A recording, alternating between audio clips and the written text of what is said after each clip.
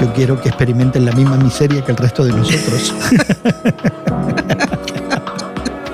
Que al final va a terminar en ruina, ¿no? En muchos casos. Bueno, te encuentras entre amigos en una conversación que tenemos en el día de hoy. Marta Polo, una buena amiga, tu servidor Jesús García, extrañando un poquito a Guillermo, que se encuentra en un periplo sudamericano. Esperemos que esté bien junto con su familia.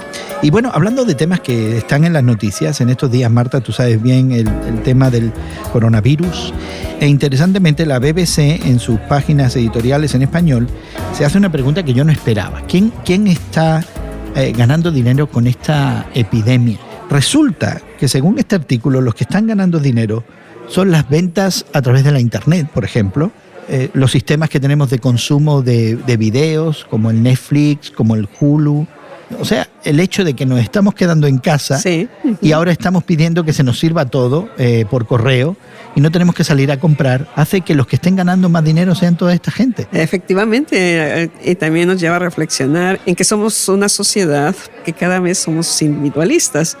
Entonces, el tener que lidiar con una situación de un virus que se da por la interacción interpersonal de los unos con los otros, pues nos da un buen pretexto para mantenernos en nuestros hogares sin salir y además hacer que los negocios que dan esos servicios a domicilio sean más rentables para ellos y tengan mucho mayor ganancia. Déjame decirte, la comida rápida, ¿no? Uh-huh. O sea, es más fácil pedir, tomas el teléfono y que te lleven, por ejemplo, cierta cantidad de comida, la comida que te guste. Mientras no sea comida china. Mientras no sea comida china. Exactamente. Si es comida china, entonces no.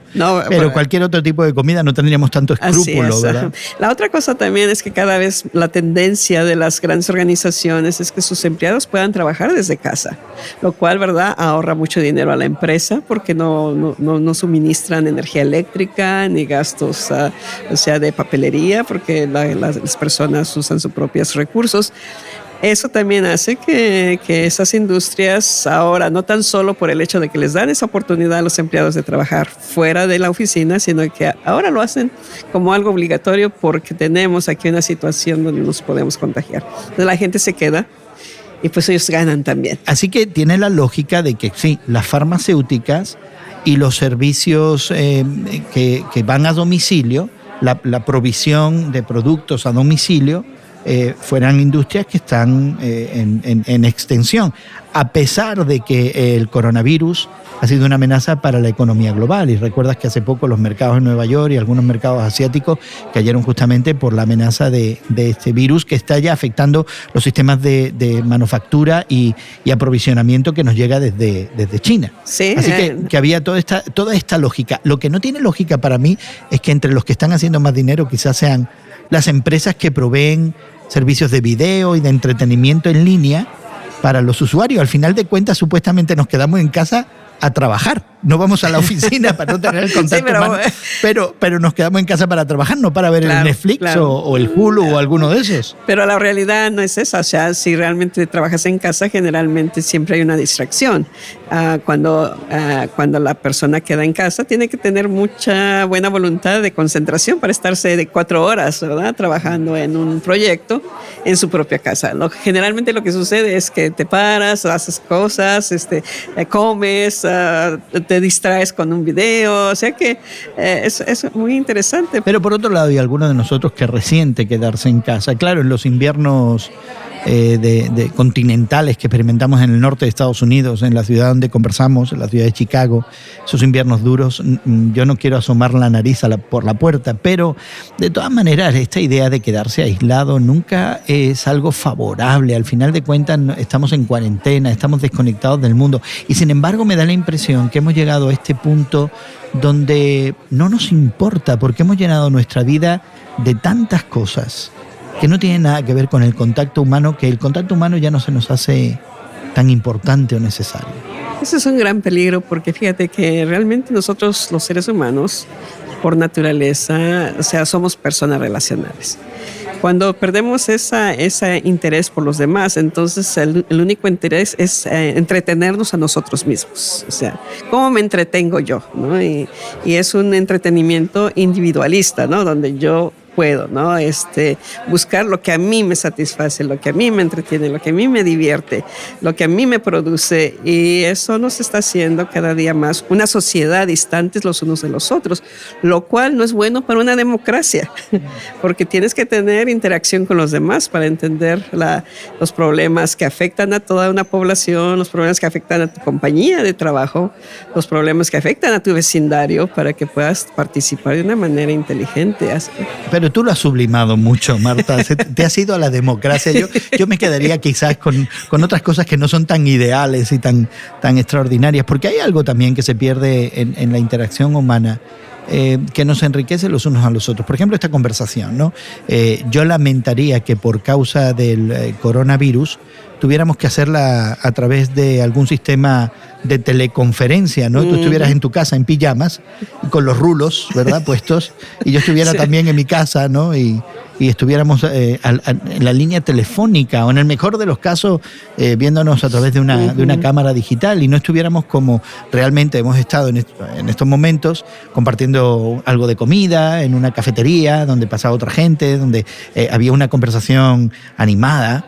Y ahora pues la vamos a mediatizar a través de toda esta tecnología. De nuevo, pienso que antes de llegar a la democracia, que es un ideal extraordinario, Marta, y me gusta tu sensitividad cívica, pero como seres humanos creo que nos estamos sintiendo tan confortables ahora en estos días de no tener interacción. Es decir, que de pronto hay una alerta, una alarma a nivel global, y se me dice que por causa de un virus me tengo que quedar en casa.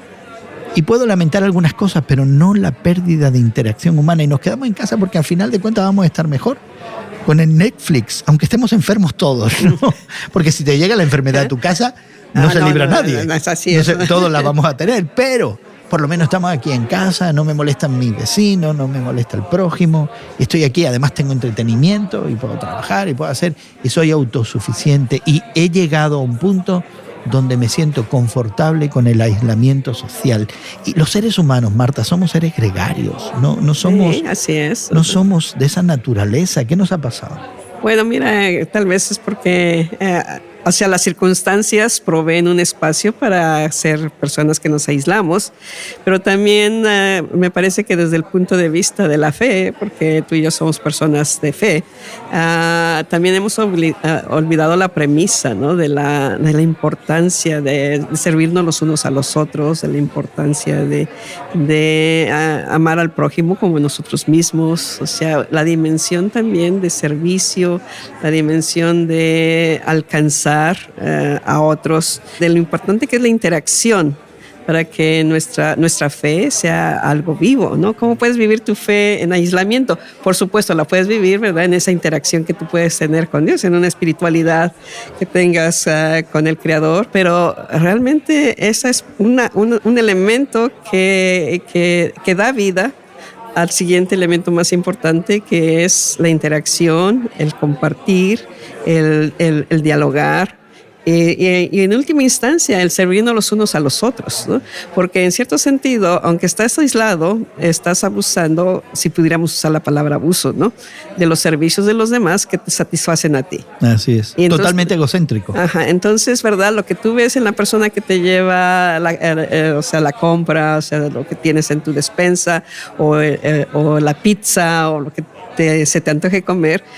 Mientras no sea comida china. Mientras no sea comida china. O sea, esa persona se convierte simple y sencillamente en un sujeto de servicio para ti. Y ahí entonces empieza esa desconexión que nos puede volver hasta inhumanos. O sea. Y yo pienso, por ejemplo, ya que lo hemos traído al plano de la fe, ¿no?, en el caso del Evangelio que nos presenta Jesucristo, sirviendo tanto a los demás, de hecho, esa frase en la que Él se autodefine como la persona que ha venido a servir y no a ser servido, a dar su vida por otros, no solamente en un sentido último como lo hace en la cruz, muriendo en la cruz, pero dar su vida por otros en el sentido de servir a los demás también, y por supuesto esa entrega que vemos constantemente en servicio en la narrativa del Evangelio. Y me pregunto, ¿qué hubiera hecho Jesucristo si de pronto el Imperio Romano dice no, pues que cada uno a su casa, porque tenemos esta plaga que puede acabar con el imperio, y que no haya interacción.